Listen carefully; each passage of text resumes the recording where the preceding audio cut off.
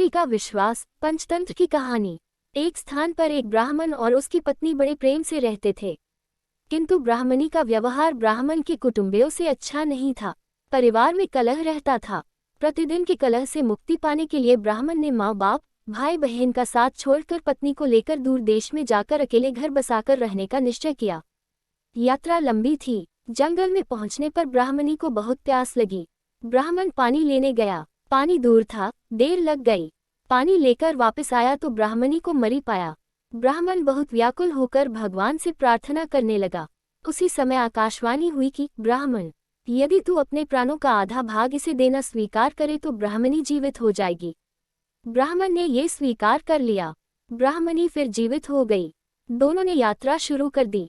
वहां से बहुत दूर एक नगर था। नगर के बारा में पहुंचकर ब्राह्मण ने कहा, प्रिय, तुम यहीं ठहरो, मैं अभी भोजन लेकर आता हूँ।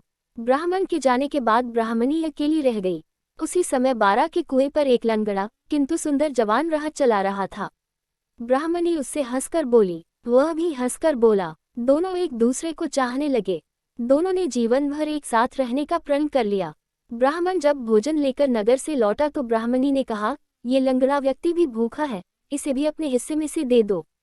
जब वहां से आगे प्रस्थान करने लगे तो ब्राह्मणी ने ब्राह्मण से अनुरोध किया कि इस लंगड़े व्यक्ति को भी साथ ले लो। रास्ता अच्छा कट जाएगा। तुम जब कहीं जाते हो तो मैं अकेली रह जाती हूँ। बात करने को भी कोई नहीं होता। इसके साथ रहने से कोई बात करने वाला तो रहेगा। ब्राह्मण ने कहा, हमें अपना भार उठाना ही कठिन हो रहा है, इस लंगड़े का भार कैसे उठाएंगे। ब्राह्मणी ने कहा, हम इसे पिटारी में रख लेंगे। ब्राह्मण को पत्नी की बात माननी पड़ी। कुछ दूर जाकर ब्राह्मणी और लंगड़े ने मिलकर ब्राह्मण को धोखे से कुएं में धकेल दिया। उसे मरा समझकर वे दोनों आगे बढ़े। नगर की सीमा पर राज्य कर वसूल करने की चौकी थी। राजपुरुषों ने ब्राह्मणी की पैटारी को जबरदस्ती उसके हाथ से छीन कर खोला तो उसमें वह लंगड़ा छिपा था। ये बात राज दरबार तक पहुंची। राजा के पूछने पर ब्राह्मणी ने कहा, यह मेरा पति है। अपने बंधु बांधवों से परेशान होकर हमने देश छोड़ दिया है। राजा ने उसे अपने देश में बसने की आज्ञा दे दी।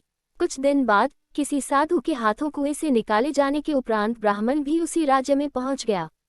ब्राह्मणी ने जब उसे वहां देखा तो राजा से कहा कि यह मेरे पति का पुराना वैरी है, इसे यहाँ से निकाल दिया जाए या मरवा दिया जाए। राजा ने उसके वध की आज्ञा दे दी। ब्राह्मण ने आज्ञा सुनकर कहा, देव, इस स्त्री ने मेरा कुछ लिया हुआ है, वह मुझे दिलवा दिया जाए। राजा ने ब्राह्मणी को कहा, देवी, तूने इसका जो कुछ लिया हुआ है सब दे दे।